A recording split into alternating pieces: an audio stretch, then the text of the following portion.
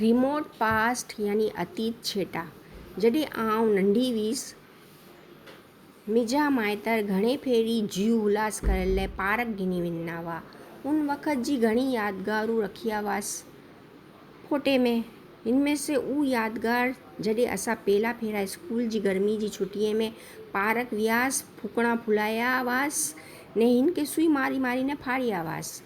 हिन यादगार जी फ़ोटू गिनी हुआसीं। घणे वर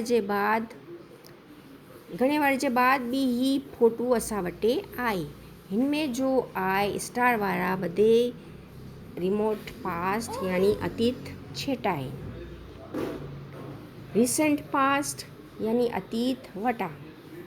अॼु आउं सवार जे पोर में फजर में उठी हुअसि ने हिंगड़ी नाश्तो करूं ने पछी भाॼी बकाले लाइ बाज़ारि वियसि ने थोड़ी वार पहले ज घरे वापसि आई आहियां। अॼु जी ॿधे से सारी ॻाल्हि हीअ आहे कि आउं हाल ही में हिकिड़ी नवी चोपड़ी घिनुमि आहे जिन खे पढ़ण लाइ मुंहिंजे अंदरि बहु जोश अने जज़्बो आहे।